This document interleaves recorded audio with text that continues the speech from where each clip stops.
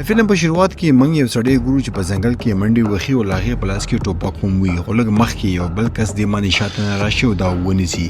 دا کس بل څوک نه بلکې د دې خپل ملګری وي او دا دوه کسان غلا وي او دا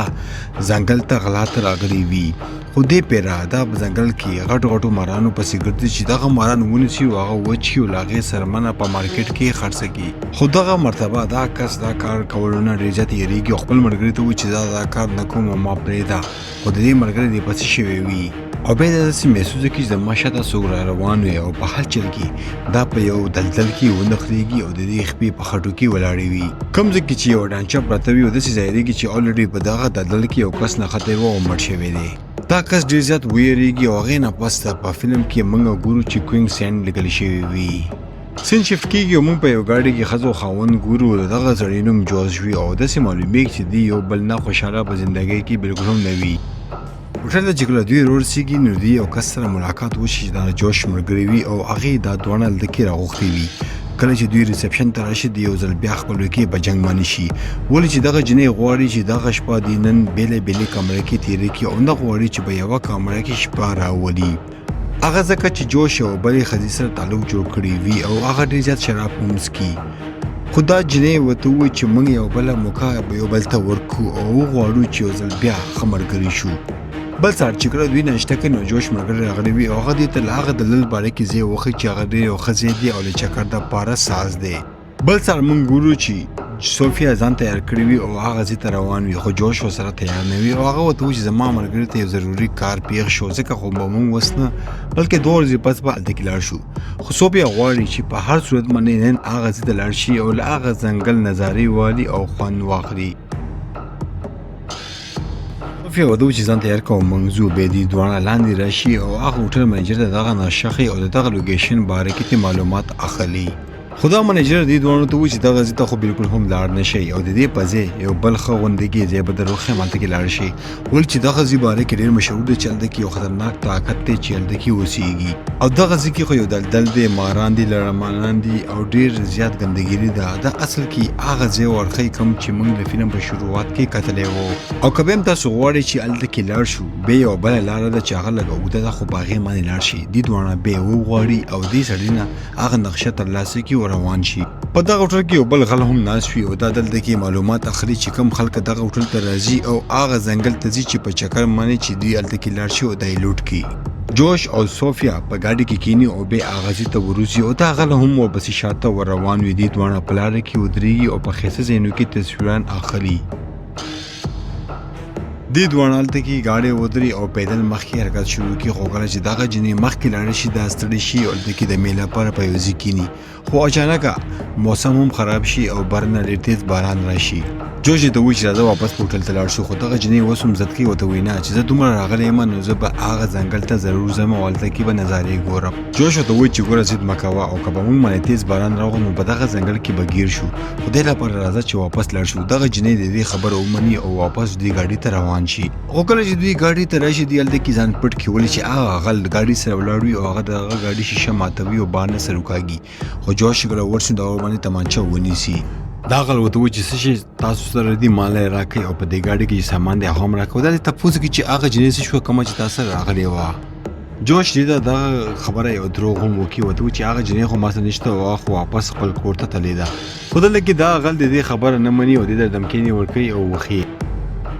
ورته وایي سمه خبره وکړه که نه زه به تا ولم چې صوفیا دا خبره اوري هغه په منډه بهر ته روځي او دې ته خپل بیګ ورکړي خو څنګه چې دا غل دا بیګ لاندې او چې د وړلو لپاره ځمکې ته کښته شي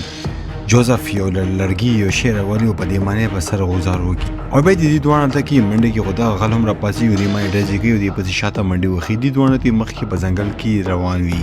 په دوی باندې هلته کې باران هم شروع شو دلته کې یو بوټ وي او جوزف دې ته ووایي چې د ځنګل هغه خطرناکه لاره دې سایډ ته ده کوم ځای چې خلک یېرېږي او ته په دې سایډ باندې لاړه شه او ځان پټ کړه او دا غل به یېرېږي او دې لارې باندې به نه ځي او زه به واپس راشم او دغه غل سره به دوکه وکړم او دا به ځان پټ کړم او بیا به تا پسې دې لارې باندې درشم صوفیا چې کله په لاره کې منډې وهي نو له هغې یو ډغره ولګي یو ونې سره او هغه لاندې پرېوځي او له هغې په سر باندې وینه راشي او بیا وشي خو کله چې دا په وشي واپس راشي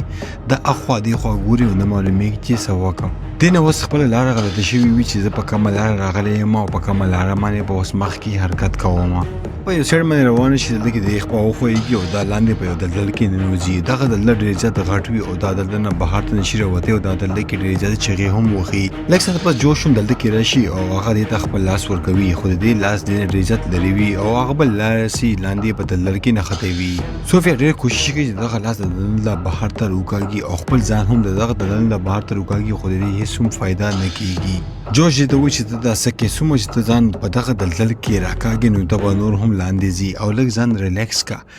صوفیا اوس نه پوهېږي چې هغه مخکې څه وکړي. هغه ډېر زیاته یېرېدلې وي او پریشانه هم شوې وي. په کوم باندې چې دا خپل جسم په زورو زورو خوځوي او دغه شانتې د دې جسم لاندې په دلدل کې لاړ شي. جوش چې کله دا وګوري هغه ډېر زیات پریشانه شي. جوش هم په دغه دلدل کې لاندې راټوپ کړي او بیا خپل لاسونه خوځوي او په دغه دلدل نه خپله ښځه بهر ته راوکاږي او دې کې هم دې سره لټکې ودرېږي. هغه بالکل ټیک وي او دا ورته جاړي چې زه په دغه دلدل کې نښتې وم نو تا پکې ولې راټوپ کړو. بیا خپل بوټان وکاږي چې خپل وزن یې له کمزوري شي، خو دا لاندې څه محسوسه کړي او له هغې په لاس څه ورشي. دې دواړه چې کله زور ولګوي نو لاندې نه یو سړی روځي. په کوم باندې چې دې دواړه ډېر زیات ویرېږي دا بل څوک نه بلکې هغه غل و کوم چې موږ له فلم په شروع کې کتلی و. صوفیا چې کله دا سړی وګوري نو هغه ویرېږي او ورته وایي چې دغه سړی مړ شوی نه دی بلکې په دغه دلدل کې نښتی و او بیا یې دلته کې ډوب شو. د دې مدد لپاره څوک هم دغه دلته کې نه و راغلي. صوفیا یوه ډاکټره وي ځکه خو دې ته لا هر څه معلومات وي. دا هم دلته کې همت وبیلي چې موږ به یو څو ورځې پس په دغه دلدل کې مړه شو. په دغه دلدل کې دا یو بیګ وګوري چې په هغې کې د سامان راوکاږي او بیا هلته کې یو غټ ټوپک هم وي چې بهر ته راوځي. په دغه بیګ کې چاړه، چاقو له خوراک سره سامان هم پکې را پیدا شي. دې دواړه دا فکر کوي چې دغه سامان په وانې به زموږ څه وکړو، زموږ به کوم ځای کې په کار راشي. جوز جلده کې ګوري چې شاته یوه غټه ګټه پرته وي. جوز جلده کې پلان ساتي چې دغه بیګ به موږ کټ کړو او اوږد یو پړی به ترې جوړ کړو. بیا به له څه په مدد باندې په دغه ګټه کې به ونښلو او خپل ځان به بهر ته راکاږو. په دغه شانتې دې دلدل نه بهر ته وځو. بیا دوی هغه بیګ په منځ باندې کټ کوي.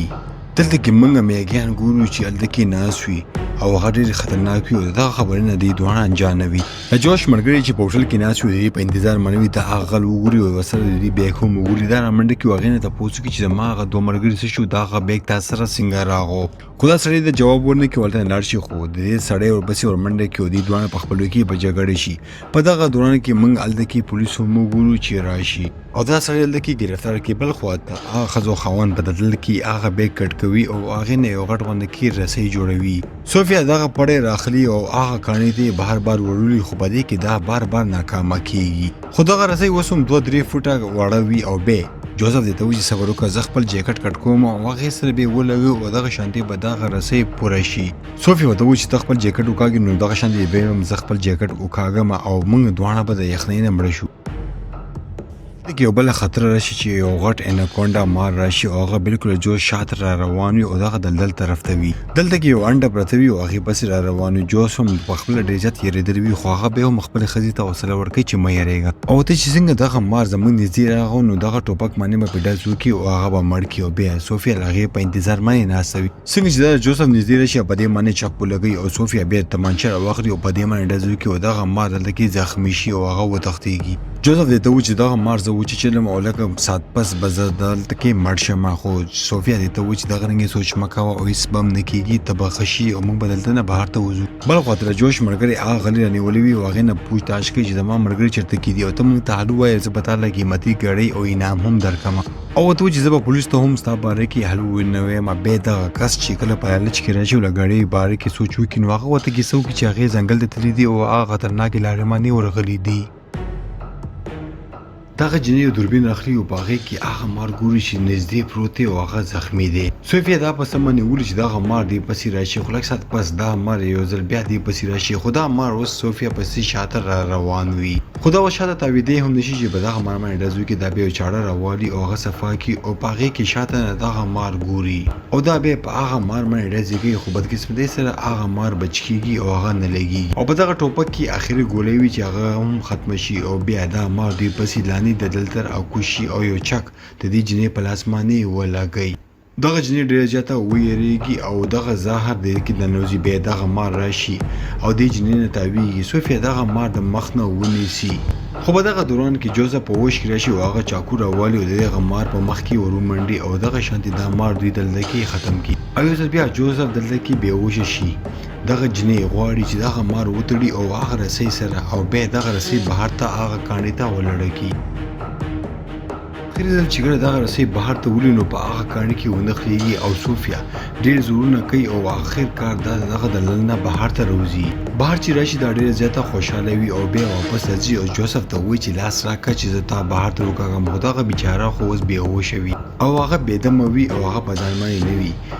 صوفیا هم ډېره زیاته زخمی وي او هغه مار چې چلی وي او یریدلی وي او کله چې دا هلته نه روزي دا غواړي چې واپس منډه کړي او څوک روغ غواړي چې دې دواړو مدد وکړي او دا مسلسل په دغه ځنګل کې منډې وهي او مخکې روان وي خو دا هم بېدمه کېږي او زهر د دې په جسم کې ډېر راغلی وي ته یو ځل بیا په دلدل کې ونښلېږي او د دې یو خپه پکې ګیري چې خو تاسو په طریقه باندې بل خپل وکاږي او غواړي چې دغه دلدل کې بیا ګیره نشي او بیا هم په صدرکه باندې هغه ځنګل نه روزي او په سړک باندې کینی او خوشبختۍ سره هغه ملګری هم د دې دلدل کې راشي خلک له صوفیا علاج وکړي او لاخي ملګری منډه کې او خپل دوست په هغه دلدل کې را پیدا کوي صوفیا یریدلې وي چې زما خاوند به اوس مړ وي خو لږ ساعت پس زه هلته کې خپل خاوند وګوري او هغې سره میله وشي او دا ډېره زیاته خوشحاله شي او کله چې خپل خاوند دا ژوندی وګوري هغه ډېره زیاته خوشحاله شي ایو بل ته غاړه ورکړي او اوس دې دواړه خپله فیصله بدله کړي او غواړي چې همیشه یو بل سره ژوند وکړي او زموږ فلم دلته کې ختم شي